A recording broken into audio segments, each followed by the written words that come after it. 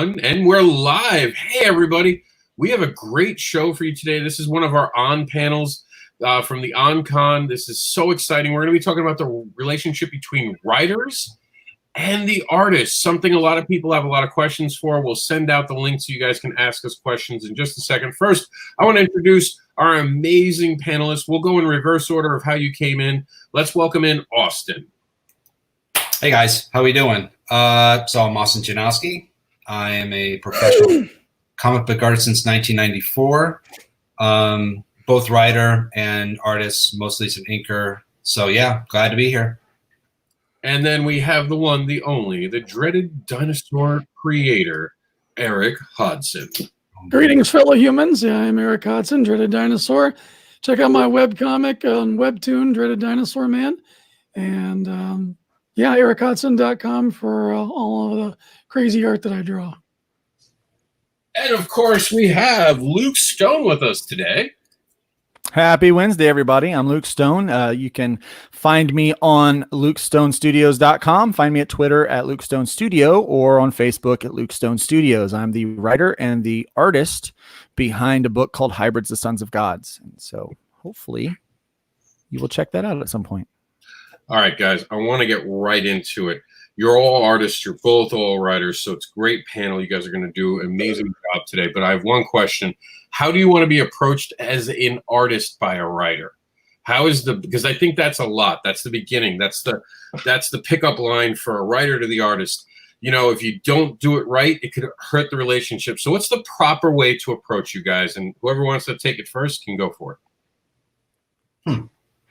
All right, I'll pick, we'll go with Eric. Eric, how do you want to be approached? Well, I can tell you how I definitely don't want to be approached. I don't want to hear your pie in the sky vision of how this is the greatest thing ever and how much exposure I'm going to get. I've been burned too many times, honestly, from this type of thing. If you really want to bring in an artist, have a budget and be upfront with it. Tell me this is what the budget for the project is. Here's a summary of the project. And if I'm interested and if the numbers work, we'll do it. And what do you think, Luke? Well, you know, for a long time, I actually just did art. I didn't start writing until recently. And so I would get approached a lot. And one of the things that I would hate to hear is, like Eric said, exposure or back end deal. Those things always mean that I'm working for free. I would always want to see a script and knowing that the script was well laid out and was well thought of, you know, and that there was an arc in some place that I was going. If I had those, a list of character descriptions so that I could have something to build off of, any work that the writer could do to give me some help in creating that is always useful. So I always like that. If someone comes to me with an idea without a script, I'm usually going to shut them off at that point because they don't have a plan. I do like a budget. Now I was always willing to work with other things. And some of the things that I was willing to work besides cash was I would take a reduced rate if someone would come along with a royalties deal, like, hey, you can own this much of the character. And so if we do make profits beyond this, you get this much from now until, you know, whenever. And then the other one that was always worked was they would give me copies to sell of the book, you know, so in addition to what I would get, they would print X amount of copies and send me those. And then I could sell those for myself and keep that profit. I could sell them at any price that I wanted. And so any way that I can try to recover my cost and work with the writer. I was really never interested in too many collaborations because the problem with a lot of writers that are coming in to try to collaborate, they've already got this vision in mind and they do not want any direction whatsoever. If they did, they would probably already be working with an editor or somebody or a publisher to get those things developed. And they just never really wanted to hear from me as far as that goes. Austin, what do you think? Well, I started in an age where you had to prove yourself in order to make money. There's a lot of people nowadays, they can draw some neat pictures and pinups and whatnot, and they want $100 some odd dollars a page, where they haven't established they can make a deadline or they can produce book in a timely fashion or whatever. So when I first tried to break in, it was much different. I mean, independents were very, very small. There was only X amount of publishers. The big two was the big two, and that was basically, this is years before, Image, whatever. So getting exposure back then was a lot more than it is today because the internet wasn't around. So editors and writers and whatnot talked a whole lot more than they do now. And your name got passed around very quickly, like he's quick, he's professional. So that was good currency back then. Now, no. I mean, I work on things now that I like. And if people come to me and they're first and foremost professional in how they approach, you know what I mean? How they carry themselves, what they have their book set up, whereas they've got their characters, they got their story, so they're basically pitching their idea to me, and hopefully my style and what they're doing is going to fit their vision. Like Luke is saying, it's hard to go with a writer if they already have something in their head. So hopefully they're approaching you because they like your art style and they think that will fit the vision that what they're doing. Now, as a writer, that's primarily what I do. We'll talk about that. But yeah, that's what I look for. I look for the project to see if it's going to fit the type of art style that I do. 2, if the writer is got his S together, money's always great. But I'm a little bit different than you guys. I've done it for over 25 years. I'm not looking for the day-to-day paycheck. I'm looking more now to collaborating and working with different people. So I guess where I'm at is a little bit different than you guys. So, but yeah, I can understand and agree with you guys completely, especially you. I mean, if you're hiring you for an artist, you want to get paid. I mean, because this is your livelihood. This is your day job, right, guys? So you need some sort of money, or you need to see the value in what they're doing, and you can see long-term the recoup on what you're going to do. Like I've taken a few jobs just to keep somewhat relevant so I can get into shows, because in different shows, they want to know what have you worked on and how long is the last you've been published. Yeah, I've done this for IDW and just small things like that. But that's me. Yeah, it all boils down to return on investment for both sides. You have to know that, like right now we have a situation with the book that I'm working on where we've brought in somebody to do a colorist and I'm doing all the flats. So all the time-consuming hard work is done. It's just making it look pretty. And we've only seen one page so far in 3 weeks. And it's like both sides need to come at it with an idea of what their return on investment is going to be and a business professionalism about it. And I think if either side, if you start getting red flags of this isn't a professional situation, then you need to back away. Yeah, and I think the value of a project can go a long way with any artist. If you're coming, like what Austin said, if you've got a project that I can see that this is probably going to be something that's going to take off, and I want my name attached to it, I'm going to take a much lower rate. I work another job on top of what I do, so I'm able to say no to things that I don't want to do and say yes to things that I do want to do and work within a budget. But it always helps when the writer has their stuff together and I know that they're prepared. They've got a script, they've got an art, and at least if they don't have a script, maybe they've got an arc. They've got an outline of where they know they're wanting to go with the thing. And I do tend to lean more towards projects where I can collab a little bit on some of the kind of look and feel. But I'm not even as a writer, I know that I'm not even the artist for all of my projects. It's like what I'm writing, it doesn't fit my style. And so I need to find somebody else for those things. So now we have this script up here. Yeah, we have this, and we're being joined by Mason, and Mason's here. Mason, do you want to introduce yourself to everybody? Hey guys. Yeah. Ooh, I'm looking rough. Sorry. This is my face in quarantine. So yeah, I'm Mason Easley. I'm the writer, artist of my creator-owned comic series, Legend of Azure. I'm also a freelance artist who has done work for a variety of companies. So, and we're talking about the relationship between the artist and the actual writer. Do you have any suggestions? We just went around that. How do you want to be approached? How do you want a writer to come ask you how to be part of their project? I think it's better if the writer and artist have a relationship first, like be friends with that person. If that's not possible, definitely come at it in a very professional manner Say, hey, this is my idea, this is my concept. Have it fleshed out, give it to the artist that you want to work with, and and then go from there. In my experience, I've had people who just come to my table and say, hey, your art is great. I have a 75-page story I want you to draw. And then, it's not very professional. It's not very detailed. And some kind of left like going, okay, this is crazy, but thanks for stopping by. It's just not very thorough. And honestly, I can't take it seriously. So if you come at it in a professional manner, if I view you as being serious, I am more inclined to take it seriously. If that makes sense. Mm-hmm. Makes total sense. I think we were just about to look at this. Luke had given us the kind of a panel, and he's going to explain something interesting with this. I want your feedback. Luke, take it away. Yeah. So as an artist, I actually don't. I work with another artist, and I don't do the layouts of my pages because I'm writing and I'm inking and I'm coloring and I'm doing all kinds of stuff. And I found that doing the layouts is so tedious for me that I just don't like to do it. And it's not my strong suit.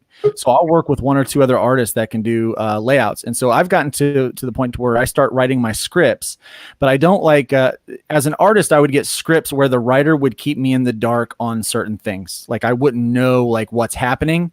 It's almost like they want me to be surprised as I'm reading it. And I can't be surprised because I'm the artist. I'm trying to take your vision and turn it into something that the reader will be surprised about. So there shouldn't be any secrets between writer and artist. And so with my layout artist, what I do is I will take my pages and I will do in-depth descriptions of what the scene is. And so I kind of give all of that information. I will even give information about the page that people may not see and may not actually make it into a panel. And then I will go panel by panel, given what the shot should be. In this case right here, I knew that I wanted a certain kind of hand to show up in this script. And so I include images that I'll find online. And I'll just pull these in and say, hey, I want a hand like this. It should look like this. And so as I do that, I give my layout artist every possible bit of information they might need to put what I'm seeing on the page. And the layout artist that actually did this layouts for this script, I didn't have to change anything when he gave it to me because I knew he was good. I knew what he was doing. His name's Brian. And he gave me some thumbnails that absolutely worked for me. But it was based on kind of this information. And so I kind of give my artist information that I would want if I was going to be drawing someone's script. And that's just kind of my process and what I do. I don't know how that works with everyone else, but that's kind of how I approach the writer artist relationship. What do you guys think of that? Any touch-ons to what Luke has been saying to us? Yeah, so I've never had anyone, specifically to do layouts, whatever. I know it can be kind of tedious. If I get a new artist that I work with, I do the same thing kind of Luke does. But my thing is, we have kind of a conversation ahead of time about the story, look, and get his feedback and what he would like to see. And so we have an agreement before he even touches the pencil to the paper, or digital to the screen or whatever, what kind of look we're going to be getting, right? But then for the first script, I do like if there's certain things I really want done, like reference images, basic, like for zombies, Mercurio, amazing artist, a little bit of a communication gap, language barrier. So I made sure I had like the kitchen. I had a photo of a kitchen, not exact, but this is an idea what I'm doing. Here's an idea what I'm looking for. This is different things what I'm looking for. And then I let him kind of go to town and put his stamp on it. But if you have something very specific, yeah, you should absolutely don't give them a reason to fail. Don't give them a reason to make a mistake or not seeing what you're doing. It behooves you to give them as much information as you can. You know what I mean? But I think that's interesting that you hire a layout person to do the script and then you have an artist that actually does it. I've never heard that before. That's pretty neat. I mean, for a storyboard artist for a screen, That's kind of what you're doing there, Luke, right? Yeah, a little bit. So I'll have someone send me the. He basically just sends out panel by panel, kind of lays out the panels and everything that I've kind of already laid out in the script, and it allows me to just kind of move from one project to the next pretty quickly. Yeah. I can finish somewhere around 9 to 10 pages a week if I'm lucky. Right. And so I'm only able to do that because I'm not spending a whole lot of time drawing out these. I have a tendency to second guess myself on my layouts. I'm like, I don't like that. I don't like that. But allowing someone else's creativity to kind of lay those out, and they understand my vision based off a script. And I talk with them a lot too. Sure. And my Facebook chats are full of that back and forth. Like, this is what I'm thinking. And I've worked with this layout artist for a few issues now. And then the layout artist before was with me for 4 issues. And so it allows me to kind of get a pretty solid thing. Like, for instance, on this script that I just showed, on the second page, I describe a creature that I have not drawn, don't have any other descriptions, but the description of the creature's in there. And I've worked with this artist long enough that they know what I'm looking for. And I actually, if Rob wants to share the screen, I'll show you. I did pencils over these layouts, but this creature up here in the corner was 100%. He took my words and like perfectly. I just penciled over his scribbles basically because it was really perfect to what I was looking for. And so obviously then sometimes there's some changes for panels, like this panel changed a little bit, the pose changed a bit, but sometimes things will happen. But the camera angles and those things are all laid out. Like, he laid out this camera angle here for me, and so I'll get all that stuff so I can just go right in and just start penciling away. It saves me so much time, so much effort. When I don't have to think, oh, well, the camera's over here, over there. And so working with layout artists has really sped up my process a lot. That's cool. We have someone new. Yeah, Very in. Yeah.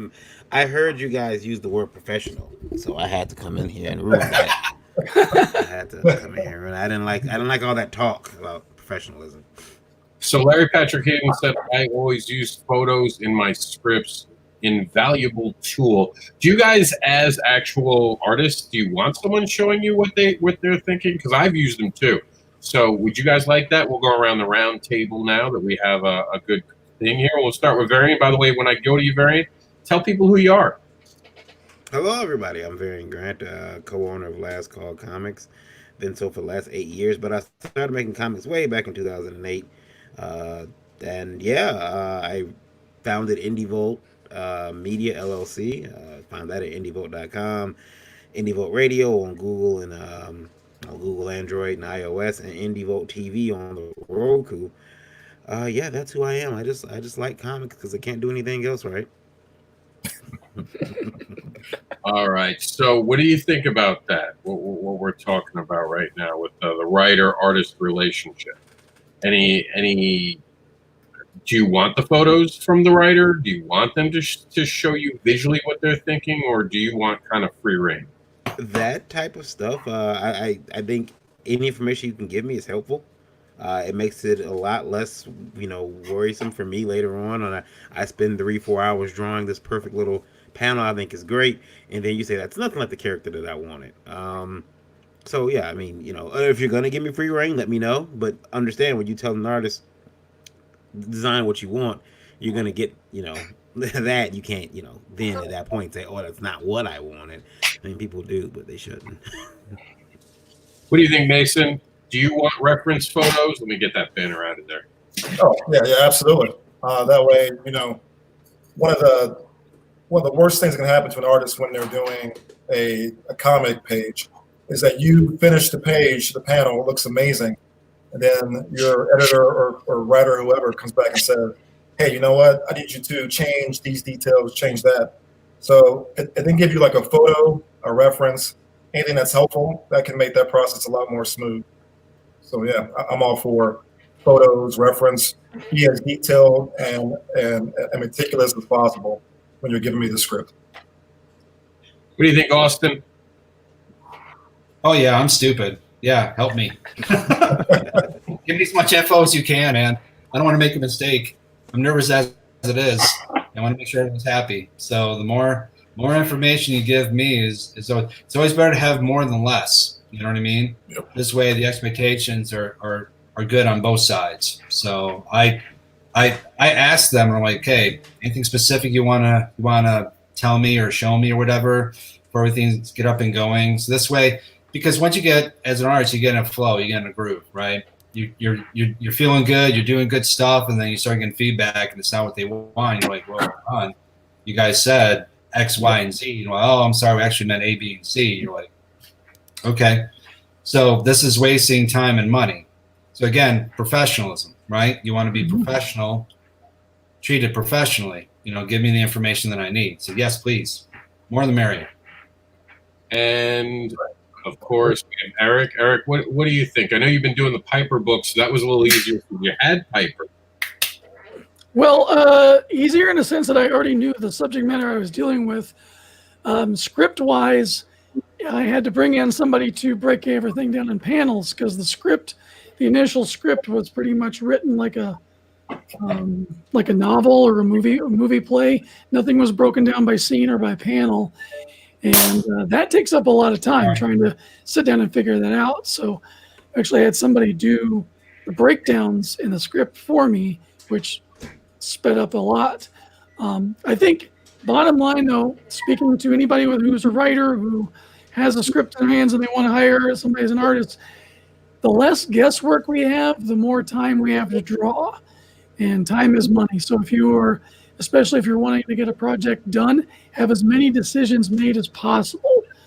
Unless, going back to what was said earlier about having some sort of vested interest in the book, or some sort of like creative being like a co-creator or something like that.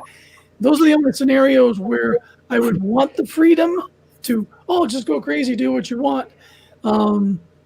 Because if you're dealing with a timeline, if you're dealing with a specific deadline to get a book done, if you have an idea in your mind that you can't visualize, you need to get those questions answered before you're hiring somebody to do panel to page. So I think we're pretty much all in agreement. All right, now here's a big question, and this is a lot of the people on the panel today are writers and artists, so you'll maybe not understand it as much, but those of us who are just artists talking to writers or writers talking to artists, what do you think is the biggest obstacle between that pairing? What are the things from your experience when you've worked with someone else that became a problem that didn't have to be a problem? You know what I mean? Was it the contract? Was there an issue with the contract? Was it suddenly getting paid on time? From your experience, what's the one thing that started to make you not want to work with the other person? How long you got? What's that? How long do you have? Well, then give me your top three. If you got three, give me top three, Varian. It's always contracts. It's always I think contracts, because contracts. Yeah, number three. People don't understand the time frame that comics take. I mean, I've been on both sides. I've been a writer, I've been an artist, I've been a publisher, and they each have their own unique challenges. You got writers who don't understand how long it takes to actually put a comic together. You got some artists that'll push out crap just to get paid. You got publishers that'll put out crap to get paid. It's a cash grab. Comics are hot, and we're trying to get that Netflix deal. Mm-hmm. Yeah, I mean, there's so many problems, but I think that that's pretty much it. Contracts are the number one issue that always come. I mean, I've had guys tell me it'll say A, B, and C in the contract, and they'll tell me it's not there, like as if they're not reading the same contract or what they think that means, and it's like, no, it says that you're gonna do this and that, and they get mad about it. So yeah, contracts. Yeah, I agree. Contracts can always be an issue, but I think the one thing that turns me off from wanting to work with someone more than anything is just not a well thought out script, and it's not. When I also work as a letterer, so I've worked with other artists, and it's when you get to a lot of these scripts that you'll look at as an artist or even as a letterer or something like that, they're all laid out different. And Eric mentioned something about having someone take a novel and turn it into a comic book script. And I think, you know, universal layouts and things like that to try to understand and have it clearly stated is always a big thing. And one of the issues that I see a lot is that as a writer, you'll write these amazing dialogues or these amazing narrations, and then the artist, but you don't really communicate that well to the artist. And so he makes this tiny panel that's supposed to have all of this great content in it, but there's no room for it. And so not thinking the whole project through is one of those things that just really frustrates me, because I've had to go back and redraw panels, redraw entire pages, because someone had all of this other content they wanted to put in there and didn't communicate that well from the beginning. And, you know, and so the panels were too small, or I've had to go in and try to re-letter things. It just can be really frustrating when people aren't thinking about the project from start to finish. For me. Yeah, if you look at like modern comics right now, some of the big problems that the Marvel books have, there's too many to list, but one of the things, like from a visual and storytelling perspective, is you've got all of these word salads when the rule is show don't tell. You know, part of the artist's job is to tell as much of the story that doesn't need to be put into words as possible. But then you'll have, like in modern comics, panel after panel of just word balloon, word balloon, word balloon, word balloon, and it's just massive blocks of text. And I don't even want to put up with it. You know, it's like, if I wanted to read a novel, I'd read a novel. I don't need that crammed into word balloons. He's got a point. I mean, and I've seen Eric chuck many a book. In time, I normally take him, like, you don't want this anymore, I'll take it. But yeah, he doesn't suffer word balloon comics long.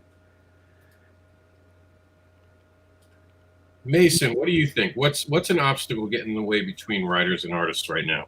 I mean, honestly, it's money. I mean, that's the real main thing. You know, that can go back to contracts. It can go back to, you know, completion. It can go back to time. Usually, the root of all evil and all this usually is money, because you know, an artist to do a competent comic on any reasonable level art wise, it takes at least a month if they're doing it full time. At least, like a 22-page comic, probably about a month worth of work.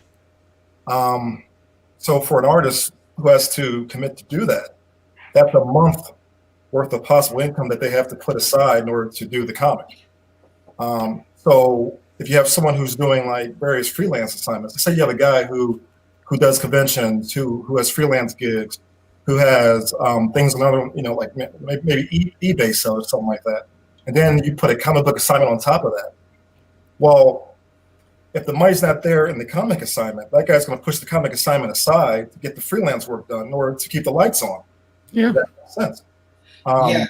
So what happens is that they end up pushing back the comic assignment, and then you have these books where, like, you know, the book was due in December, 2019, and now it's, January 2021, and the book still isn't done yet because that artist had to push aside that comic assignment or to get the freelance work done because, maybe, there's a backdoor deal going. Maybe, the profits are based on a Kickstarter.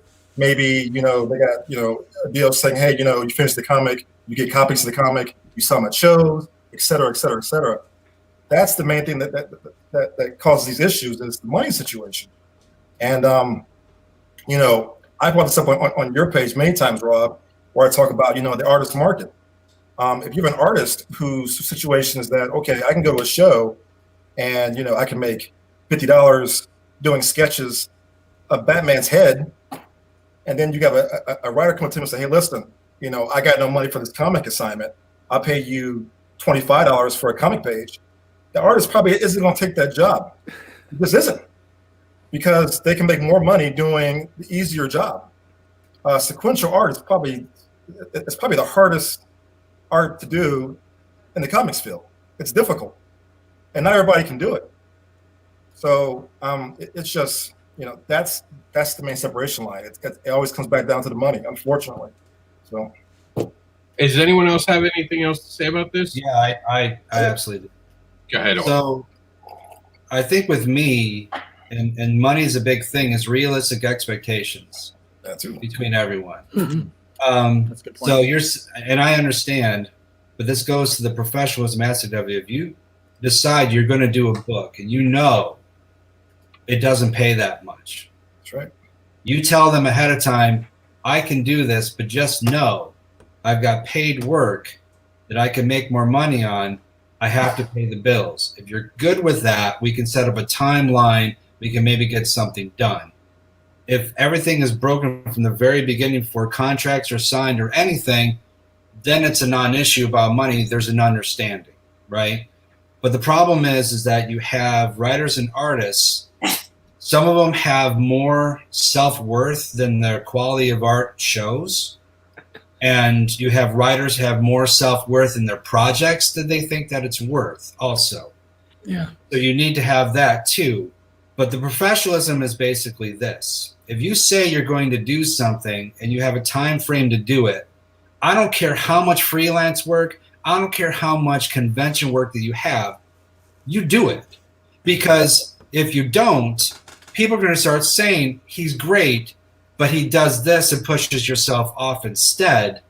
You want to get yourself a reputation of accepting things and then not doing it. Mm-hmm. Because I've done that. Trust me, I've taken really jobs and things happen. So I've made those mistakes. So I understand completely how you can not only you're screwing yourself, you're screwing the writer, the colorist, the letterer, the publisher down the line. This way, realistic expectations is the most important thing, because if you have the expectation and understanding with the contract on both sides, you can't come back and say, well, it's not there. Well, of course it is. We talked about it before I wrote it down. I can't afford that. Well, then why did you take the project? You know what I mean? For 26 years, I've had publishers, I've had a contract in hand. I've done the book. It's been published. Never saw money. Didn't know about it. Perfect example, Brainstorm Comics. Have you guys heard of it?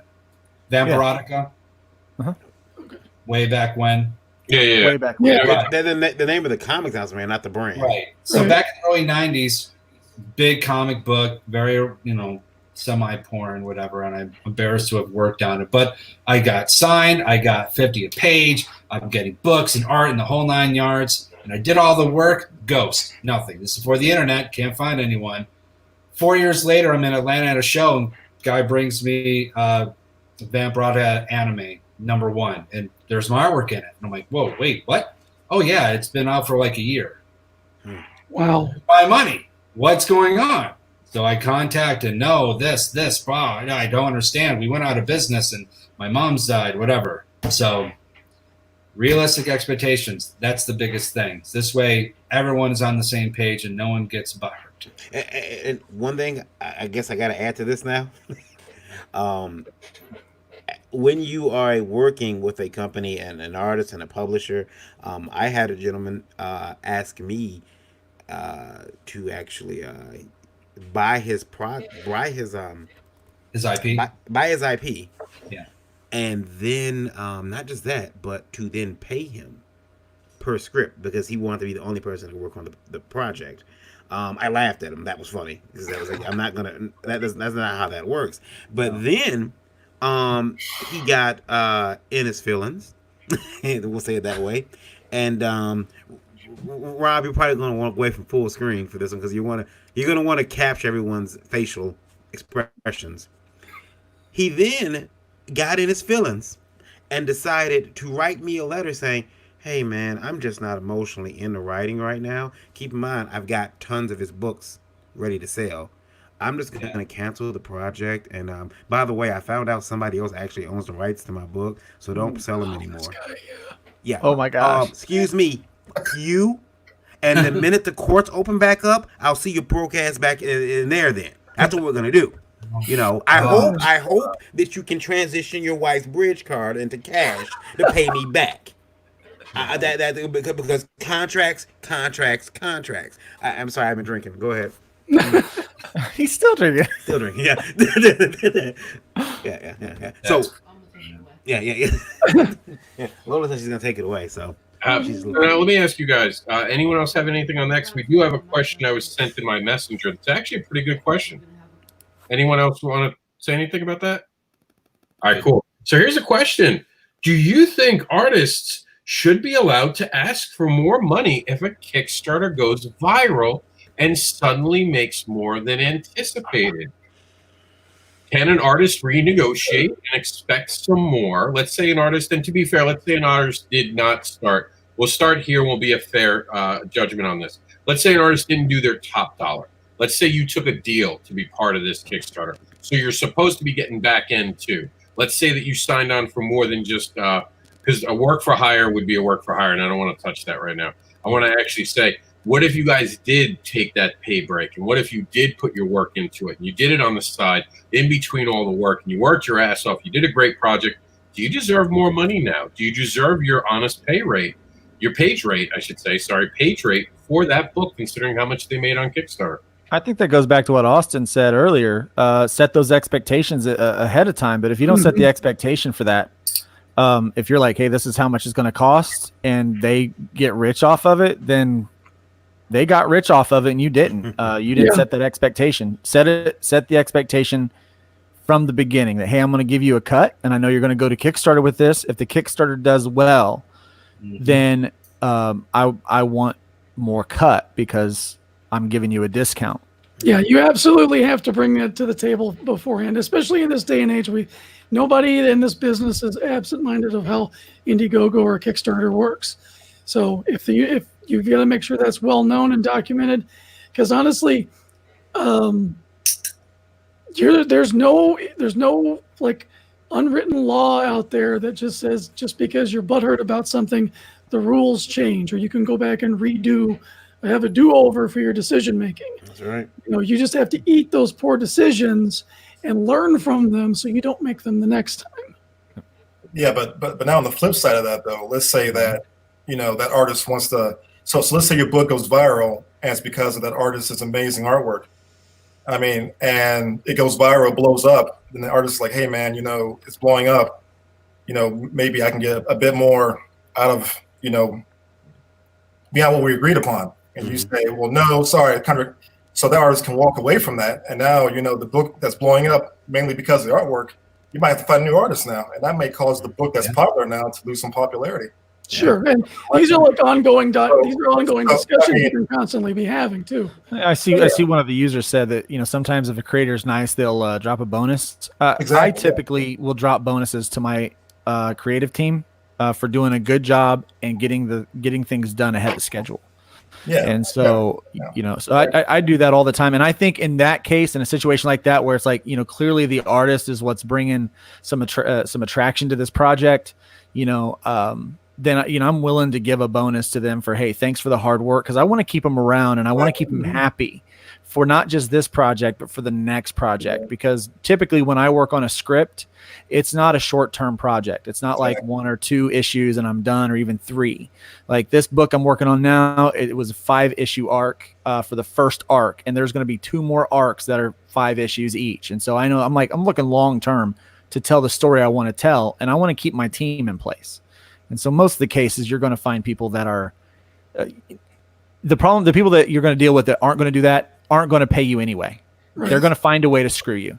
Sure. And so if you're a writer and you don't intend to pay your people, then shame on you. If you're finding people that are trying to break into the industry but are good, and you're taking advantage and exploiting that from people from different countries and things like that, so that you can get them to color your book, letter your book, or do anything like that, so that you can shaft them out of pay, shame on you. We'll find you out, and Rob will throw shade. I know he will.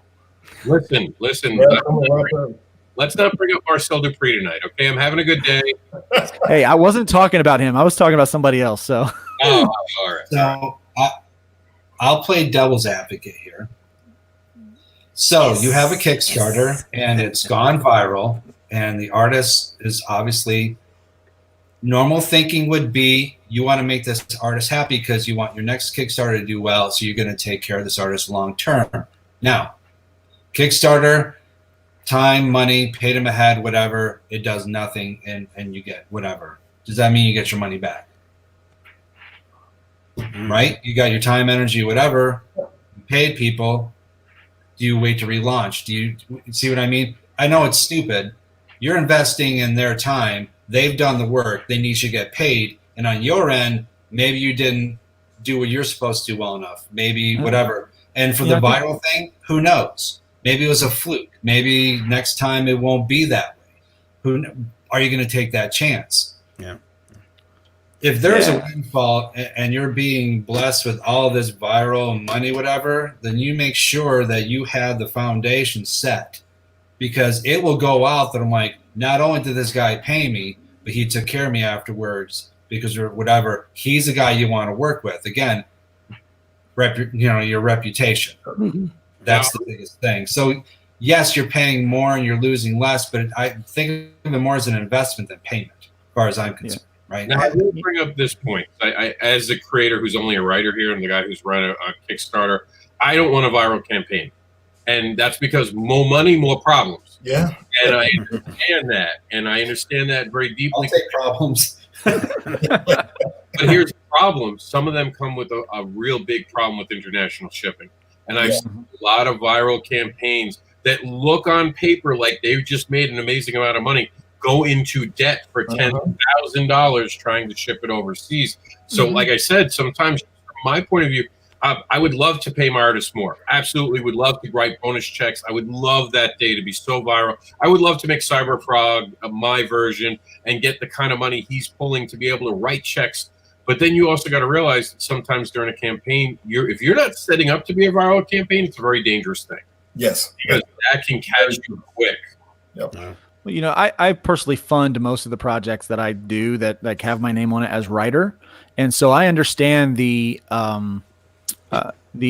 risk that I take. You know, it's just like any business owner. You know, if you create, you know, a business, you're taking the risk, not your employees, and so I understand that I'm taking a risk, but I like to, you know, so in that case, I might lose money on this, and I've lost money on campaigns, but the book got out, and you know, I think that's perfectly fine to know that. And I've talked with my artists and things like that. And whatever we agreed upon at the beginning, the expectation, like Austin said, was set.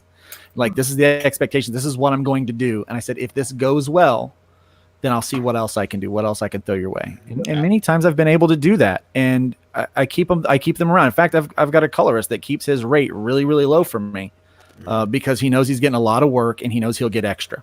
I had an artist that wrote into me over on IndieVolt, and he had we haven't covered it yet, but situation where he had taken a lower rate over on Kickstarter for the campaign for an artist, and the money he was going to get was based off of how the campaign did. What he didn't know was the creator had a campaign also going over on Indiegogo, and it was making money over there. It closed out over on Kickstarter. It was ridiculous, and he was upset about it. Wow. So the Kickstarter failed, but the IGG made money? The Kickstarter, I think the Kickstarter was still going. The way he explains it, and I have to bring up the email, the way he explains it is that it was in a state where it had funded on Kickstarter, and now he was in demand on Indiegogo and making more money over there on the campaign. So he wasn't getting the type of money that he was hoping to get. That bonus he would have got that bonus over on Kickstarter. And when he approached the creator, he said, no, our campaign is based on our Kickstarter numbers. Our contract is based on our Kickstarter numbers, not the Indiegogo numbers. So you don't get that bonus, which is ingenious. I mean, but it's scummy. Well, I mean, that word's going to get around, and people are going to either want to work with him or not work with him, you know. Whether it's right or wrong, I mean, there's a contract, but court of public opinion goes a long way. Yeah. Yeah, we're Danny writers out there trying to come into our little community here. We're a small community. We all talk. Yeah. Word gets around fast. Yeah. And everyone loves me, so. I've done art pretty much the first book I ever put out was called Seventh Millennium. It was based on my D&D characters back in 1994, and I was lucky enough to get it nationally distributed between Diamond and Capital. I made a profit. No idea how that happened, but I did. So I've done a few things, but the last 3-4 years is primarily I'm a writer. I have my own books. I've done inking with IDW and a few others, you know, to keep my name out there. But I'm pretty much it's what I do now. So yeah, it's a smaller community to be sure, and we chat a lot about people. Now, I do want to say there are some comments in our comments section, and I see that. I want to put it this way. A lot of times writers feel shafted, and they feel shafted because artists expect them to pay them their full rate, not realizing the writer's taking all the risks. The writer is doing all the paying for it. And the minute there's any type of success, suddenly the artist comes back asking for more. I'm not saying that's how I feel. I'm saying that's a thing that writers say. And that's kind of what's being said right now. And to that, I will say this, just me personally, before I hand it to the artists in the room. As a writer, I don't mind paying people for what they did. I like paying people for what they did because it gives me full ownership over the art, but I invite everyone to be part of the project. And I have it written in every contract I've ever wrote that if we hit big, work for hire or not, they're going to get a bonus check. I don't work without that because I want people to know that. I even ask them, what's your real rate? Don't give me the on sale rate. Don't sell me what you think I'm going to pay. Tell me what your real rate is because I want you to put real passion into this project. I'm not trying to get cheap art from you. I'm trying to see if I can afford you.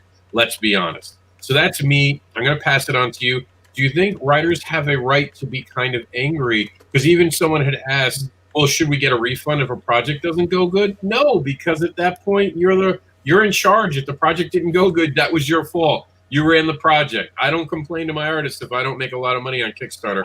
And I wouldn't mind them asking me to show where the money's going if I made a lot of money. So that's just me. I'm going to hand it off to you guys.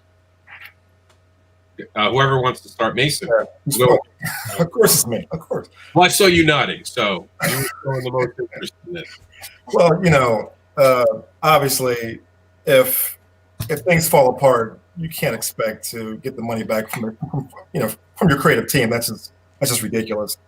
When I write my stories and my books, I take the risk. My books might not sell well. It might be a financial disaster, but that's the risk that I take. If it does well, then I reap the benefits. But it's a business. This is what this is, and most businesses are going to fail. So, again, the root of all the evil is money. That's what it is. The root of all this is money. Money is the root of all evil. Ta-da. But I think that in this industry, we need to build relationships that are strong. So, if you're a good person, people are going to know that. If you're a dick that takes people's money and takes advantage of them, people are going to know that too.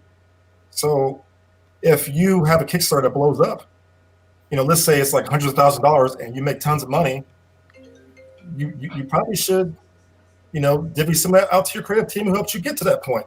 I mean, it's just human decency. Yeah. There are bonus. Every contract I wrote, there are bonuses in there. Yeah. If we get to this point, if we make some money, if the thing gets turned into a movie, I have no problem sharing the wealth. I don't think that I wouldn't have that book out or whatnot if it wasn't for that team. But I think that's only fair. I think if you're dealing with somebody who doesn't do that, you might want to reevaluate that whole business relationship. Exactly, and also, we should. Oh, and also keep this in mind. This is a risk. This is not guaranteed. People are saying, "Oh, I'm mad because I took a risk and it failed." I don't understand that. Like, why are you mad? It's a risk. It's not guaranteed. Anytime you put a book out, it's probably going to fail. I have a it's going to fail. So why are you upset about it? It's a risk you took. The risk didn't pan out. So what are you angry about? So I have a book that the artist did an art style that I like. I'm a fan of. I love the book. The audience isn't there for it. I never once turned around and blamed the artist. Yeah. I always blame myself, and I'm going back to remaster that book and put it in a different format because clearly I've missed it. It has to be repackaged in a different way. I have to take a different approach. I should have known better, and I never once blamed him. It's not his fault. Mhm. I'm the producer behind it, and if it doesn't work in the end of the day, I will be proud of the work we did together. Yeah. I'm not a child. I understand the risks. I understand business. And I don't understand why people try to make it artist versus writer. I've never gone against an artist I've worked with. And I've lost thousands of dollars at this point not having art. You don't see me crying on a live stream about it. It's part of work. You're going to lose money.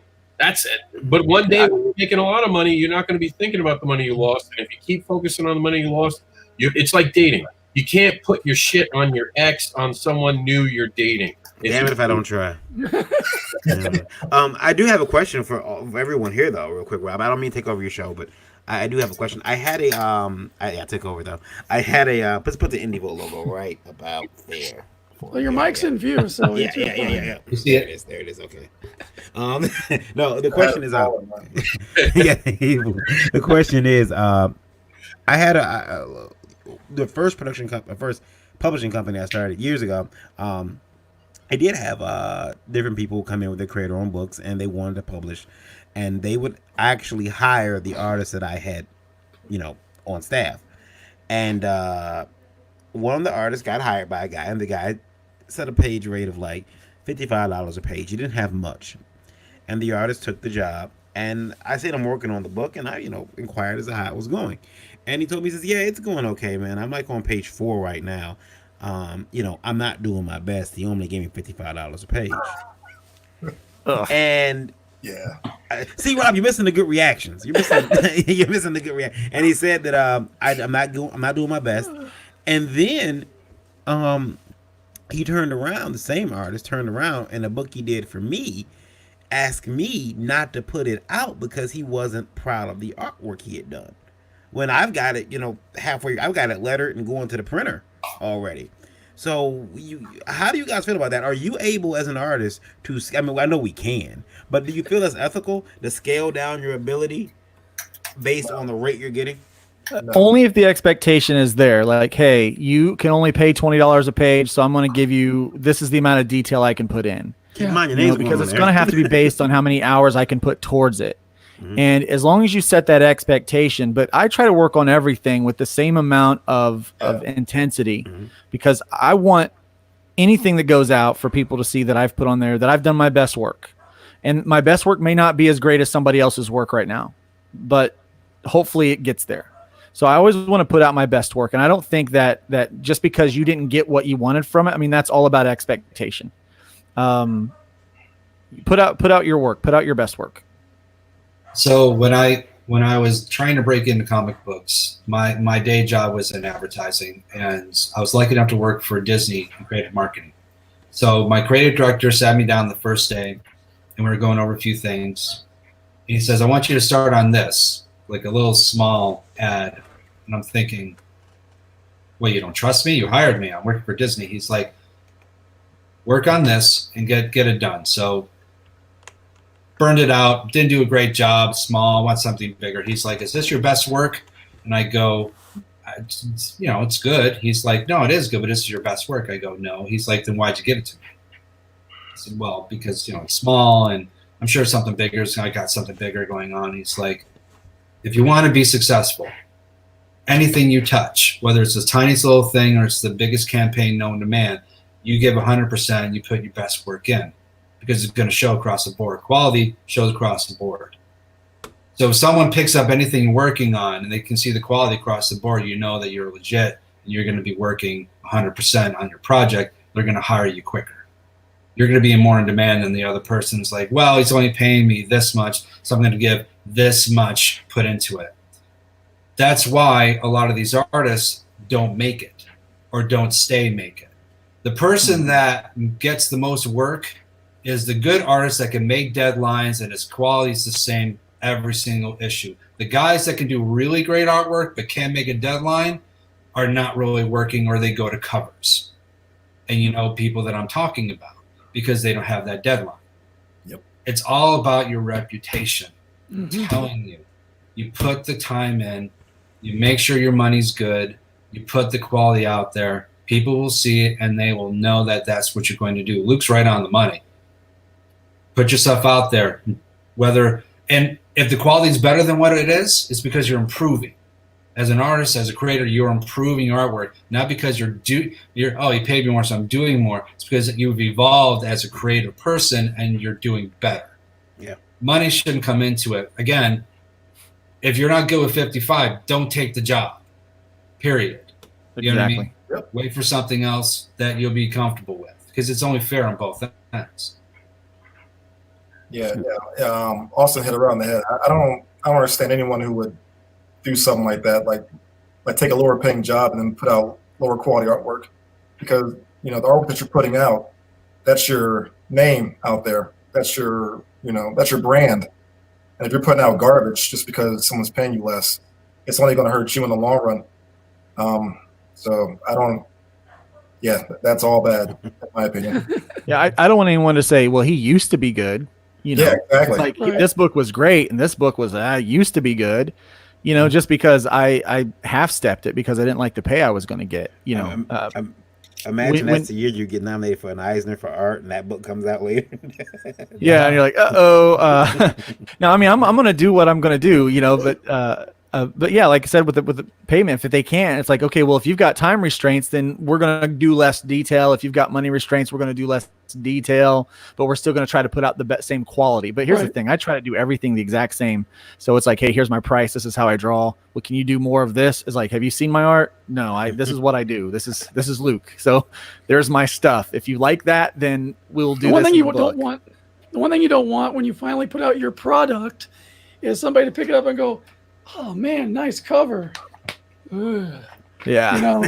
So there are so many books that I just stopped buying because it was just ugly ass on the inside. You got that look of disappointment. You're like, oh. Yeah. And you can't do anything because you're home and you're like, oh, it's waiting, man. Or like with Marvel, they've got 3 artists working on the book, and it's like same cover artist, but which artist are you going to get? You're going to get, Dotson, or you're going to get Land, or you're going to get some other guy who's filling in. Yeah. It's like, oh, I got some other guy just filled in. Well, he's good, but I wanted Greg Land. Yeah. I want, Yeah. And so, I'm the writer and artist of my book, like many of you guys are. There's nothing worse than sitting at a convention and someone picking up the book, and they just think you're the writer, and they're like, "Oh, the art's all right," or like, Then you're like, "I know, I suck. I'm sorry." But then in that same respect, it's great when they start looking through your portfolio. I have my originals now. I work digital, so I do 1-of-1s for my pencils and inks, and I print them off so people can look at them. And I'll sell those. And so having people look at those and they're, oh, I love the art. When everyone does that, I care a lot about the story, and I put a lot as a writer. I put a lot of effort into the story because that is the most important thing for me. And so that's where all of my focus is on the story. But I also like when people's like, I really like the art style. Now, some people might be lying to you, but art does matter in a book. It does. It really does. Yeah, I think one of the problems that the big two have right now, especially, is like those issues of like, because I'll see a book that I really like cover wise, right? Because oftentimes a cover will sell the book, then you open it up and it's a different artist. That's just a huge bait and switch, and I can't stand it. I think that's actually killing the industry right now. That's been going on for forever, for years, unfortunately, and that's how.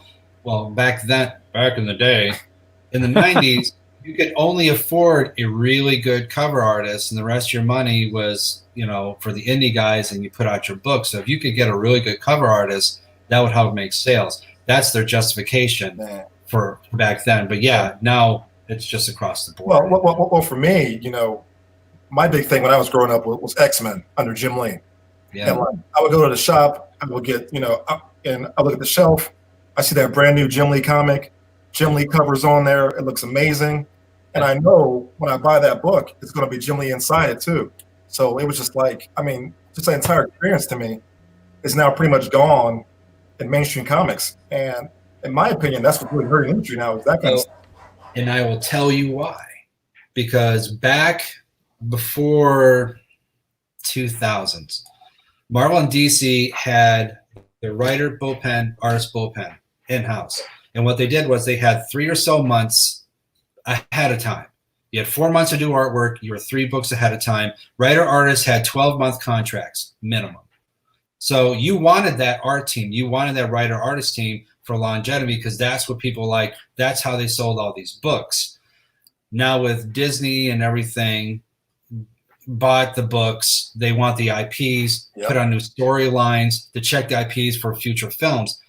Comic books are now not number one with these. Now it's more of let's try these different things to help the IP, to sell merchandising and films and whatever, right? So we got to go. We need our teams. You know what I mean? Oh, but we're going to lower the rate a little bit. We're going to get a residual. We're going to get rid of royalties. You know what I mean? Who can we get? We're going to go outside of America. We're going to go to the Philippines. We're going to do this, and this, right? Get it done, get it done, get it done. So it's all about getting stuff out now to get the IP in people's eyes so that when the movie comes out, hey, top of my awareness. So it's not so much about stories, which sucks. Because you would mourn. Like, I remember when Jim Aparo left Batman after so many years. I was crushed. I'm like, oh my God, who is this Tom Broyfeigel? He's never going to be as Jim Aparo. Who is this guy? Oh my gosh. And then he was amazing. And then when he left, I'm like, who's Graham Nolan? I can't deal with this. I've known him for 3 years. Oh my God, I'm going to die. Now it's just like, oh, who's the artist this month? Oh, who's the artist this month? Oh, who's the artist this month? Is the story good? And that's why stories and writers have gotten so much more popular than the artists, because there's no long-term artists on the team. That's why writer artists on creators books and independent books are more popular than they are now too, because they like that. Oh, there's a writer artist all in one. Oh, that's good. You know what I mean? Oh, you're on the same one. Oh, that's good. They want that. You know what I mean? They're craving for that. That's why for indies, it's very important that we have the qualities there. We have the same art teams across the board. Like for zombies, it's an anthology, but it's a main story, one continuous. So I have my main artist doing the main story, but the zombie stories are different art teams, which is a little bit different. But yeah, it can be very disappointing when you have a cover artist and then you've got the interiors are completely different. Now, if you have a cover artist and the interiors are somewhat similar, okay, you know what I mean? But if you have like a digital artist and then you can see like it's a brush inking sort of artist interiors, that makes sense. And there's so much more books out there that you can't take that chance. So why you only have one chance to make a first impression, right? Yeah. Right. Once that first I'm always amazed when someone hires me to do the sequential, but not do the cover, and vice versa. Like, why would you do that? Just hire me to do all of it. I thought you were gonna say you were surprised someone hired you. I was like, me too. Yeah. I mean, if it's a variant cover, that's one thing. But if it's like a regular cover, you know what I mean? It depends on the book too. Like again, like with me, it's an anthology series. So cover artists and there's all different artists. I have a snowman story, Stay on the Snowman, that I'm doing. My artists and my colorists are doing everything because branding's important. You want to make sure the brand is across the board in that way, especially when you got something new. You have to make sure branding's across the board. So why have a new cover artist that's different from the artist's interior? That doesn't make any sense. Well, and even beyond that, I mean, the cover is so important, for the sale of the book, because oftentimes that's the first interaction the customer has with your comic. That's your first impression. Yeah, and if I see a comic on the shelf that has like a painted digital cover, my brain's like, okay, so this story is going to have that same kind of feel. But then I pick it up, and it's a totally different artist. Yeah, like my interest goes from here all the way down to the bottom. I mean, the best. Sorry. Go ahead. No, you're fine. Go ahead. I was just gonna say the best example that comes to my mind was all the licensed properties that Dynamite was putting out for a while. You'd have Dave Dorman on the cover, and I don't know who that is, but they must have learned to draw yesterday on the interiors. It's like I wanted to love the Highlander book that Dynamite put out because I love Dave Dorman's artwork, but open the inside and it's just a complete disconnect of an experience. Bait and switch.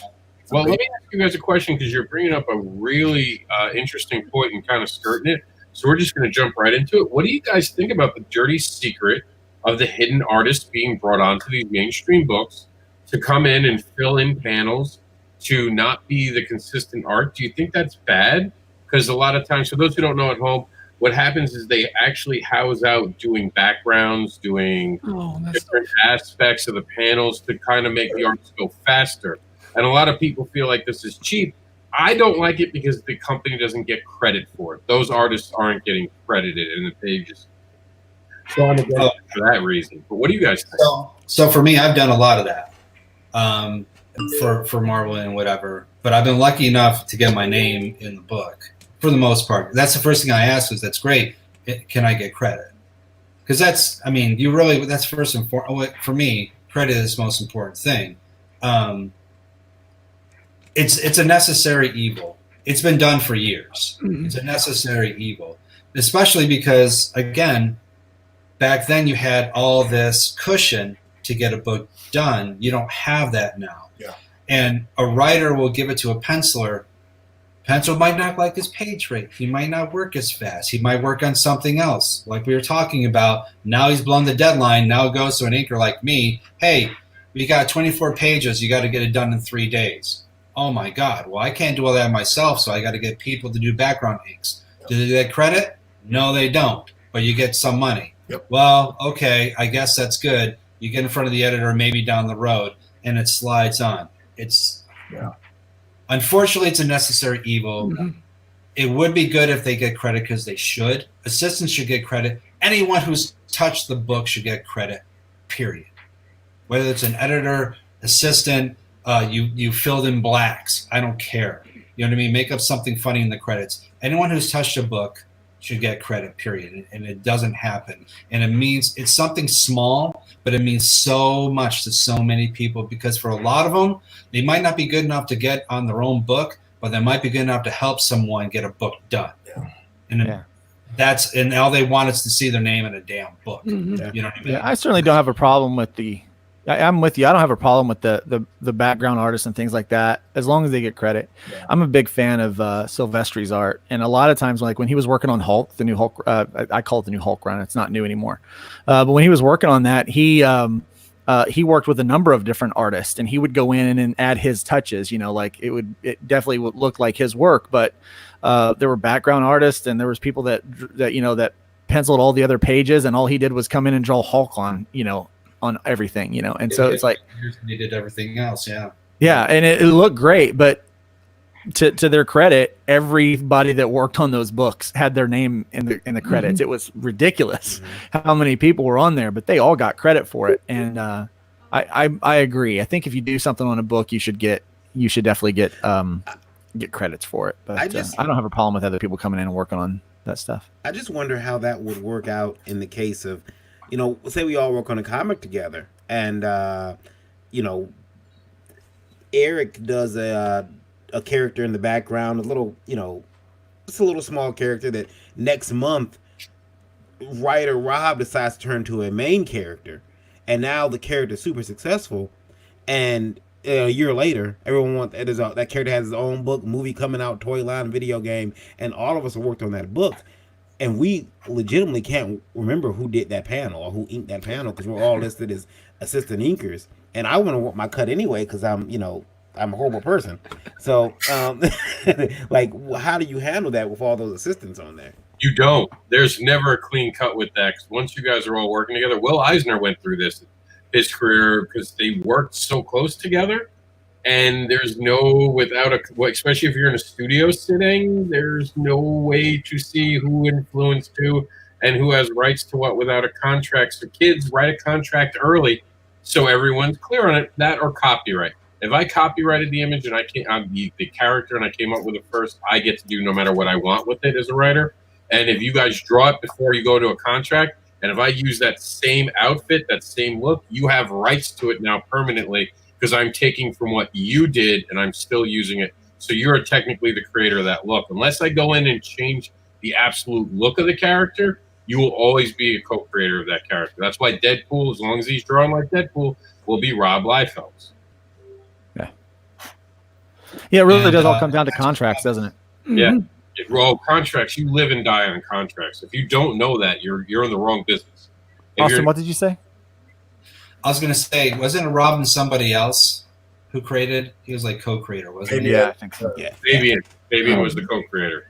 Yeah. That's right. So we're doing something at Starcross that's a little different, and it's similar to that. Everyone's drawing a panel kind of thing, but we're creating a kind of a shared universe. And one of the things that we had to agree on was for a certain amount of time, we're allowed to use certain aspects of each other's IP, and in order to make the universe cohesive.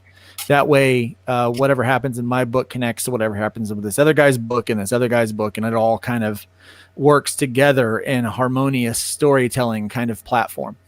And man, that's a tough thing to come across, like we were started at first when we started talking about those things, it was, how much credit do they get? Cause my series Hybrids kind of explains why people have powers. It's like, okay, so if everyone in our universe is a hybrid, then anytime that's mentioned, how much money do I get from that? And at one point we just had to say, look, for this amount of time, we're sharing it and we only get money from our books and we're allowed to use these particular points and share this. And if I allow you to use my character in your book, you are taking all of the risk in producing that book. You get the profits from that. And I just get my character in your book for free.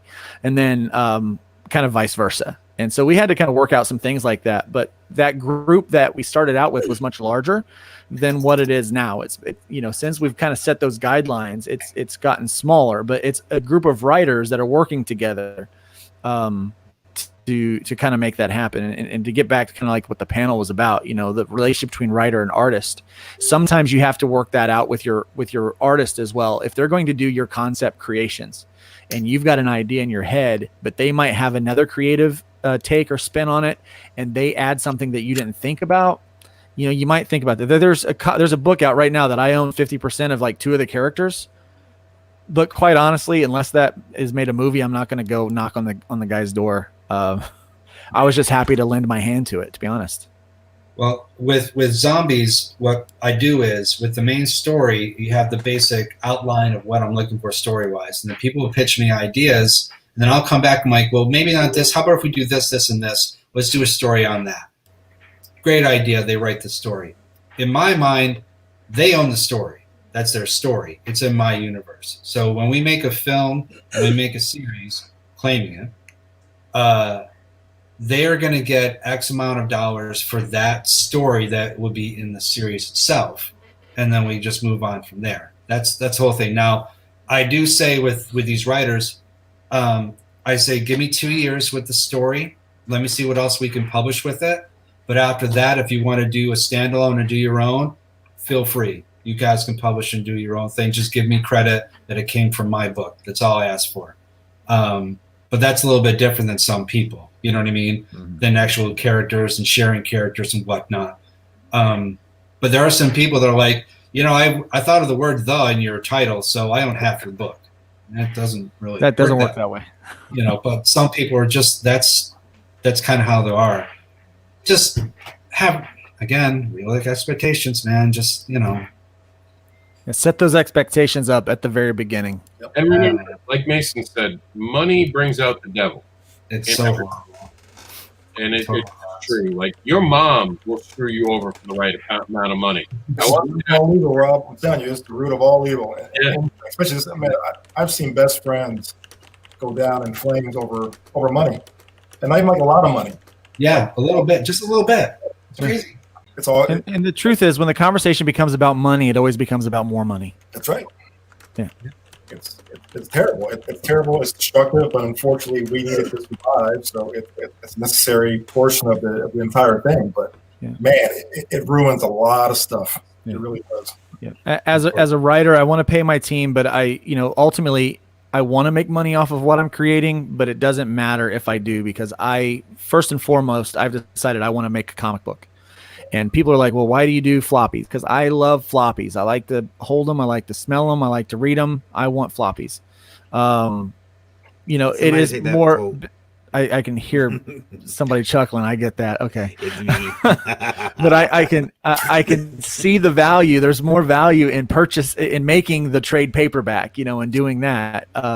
But for me, I make the comic the way I make it because I love the medium. I love being able to do it the way I'm doing it. And whether I make money off of it or not, I'm going to do it. It's a hobby. I can spend money on this hobby or that hobby. I'm still going to do it either way. It'd be nice if I could make money off of it. But the way I look at it is if I make a few bucks off of it and I've made my money back, excuse me, then I have no problem sharing that. And I do believe that a rising tide lifts all ships.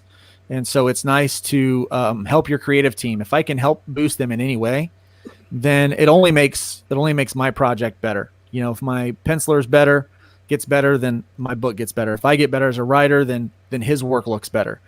So we try to get to that point together. And I think it goes back to one of the first things, like what's a really important aspect of the writer artist thing, of the relationship. And I think that goes back to the relationship.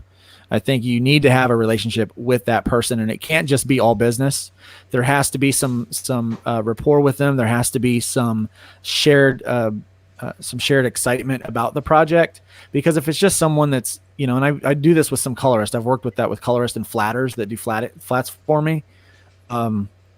It's not personal to them. It's literally just a job, and they're going to knock it out real fast. But when it starts to become personal to you, which is why it's important, like if you're going to do an editor, you have an editor that works with an entire arc so that they know what your work is. If you have an artist, you try to find that artist that's going to work with an entire arc, because it's going to be really important that you have that relationship. They understand the characters, and they, if possible, will love them like you do. They're your kids. They might not. And I think that's where you see these writer-artist combinations where it's the same person that kind of works those things, and why people are going to that. I think that's most of us here. Why fans are flocking to that, because they can tell that the writer and the artist really, really loves those characters, really loves that story. And you can see the passion from both sides. Well, I have to announce that me and Luke can no longer be friends, because I'm going to be rich and famous. And he's going to try to get me to give my money away and try to be a charity cause. So, Luke, it was good being friends with you, but it's fun while it lasted. No, kidding around aside, I'm in this to make money. I'm not going to lie. I want to be paid for what I create, and I don't think there's anything wrong with that. I just want to put that out there. There's nothing wrong with that. Yeah, I just want to make sure everyone realizes I don't want anyone, because I've seen in the past where people are like, "Oh, if you're making indie comics, it's not about money." Fuck you, it's not about money. It certainly is it's independent comics. It's not free comics. I'm not saying I don't want to make money, but I'm saying that's not my primary function. I appreciate that. Rob, have the expectation that you're not going to be Cerebus, or you're not going to be Spawn, or you're not going to be Strangers in Paradise. It's very few and far between. There's a book that actually takes off quite as much. So being rich and famous, you just have to make an understanding of how rich and famous you're hoping to be. And that's why you're not disappointed when it doesn't happen. You always try to make money. I grew up poor. Owning a house is rich and famous to me. Yeah. I hear that. Listen, I've seen artists that have wanted to work in comic books, and they've dreamed to work in comic books, and they got on a book and started making money, and it changed them. Money, the root of all evil. They would treat their fans horrible. They wouldn't make deadlines. They would make the conventions, treat them differently, whatever. When I was for MegaCon, before you got assigned and had to pay for tables, they gave free tables away. You could sit wherever you wanted to. So this guy, name was John. I can't remember his last name. This was 1997. Next year, he got on Superman. I was very happy for him. He acted like he didn't know me. And then he started treating fans bad. So it got back to the editors. He got blackballs. And the next year, he asked if he could sit next to me. And I'm like, I don't know. Can you sit next to me? And he apologized profusely. And he was very sorry. And, got to his head. Yep. I hear that. You want to be able to make money and pay your bills and hopefully make a little bit more better for your life. But if your end all be all is to make, being creative is not about making money. It's a contradiction. You know what I mean? Creative because you want to express yourself, and hopefully you can make a good wage doing it if you're good enough. Yeah, that's pretty much it. From a comic book point of view, from a writer point of view, I have to make money or I stop making comics. It's just that simple. If I don't continue to make money, I stop being able to do what I do. And I'm sure it's the same for you guys as artists. If you don't get paid to be artists, you got to stop being an artist at a certain point, at least that is true. Time. So you do have to take it serious. You do, because I know some people have a second job, and when you have a second job, it's always a little easier. Right now, there are artist friends, and I'm not going to call it anyone, but I have friends talking to me privately going, I need to be able to make money to continue my lifestyle, and any interruption that can ever affect that affects me and my family. So you got to sometimes have that mentality. If we don't have that mentality, we wind up drowning. So we're going to segue into the perfect thing. This is going to be our last question for the day. We're at the 90-minute mark in 10 minutes, and I want to give you guys some time to tell people where to follow you. But I'm going to bring up what is always a huge debate. I'm going to give it to you all. What's a fair page rate? How do we determine what a fair page rate is? This is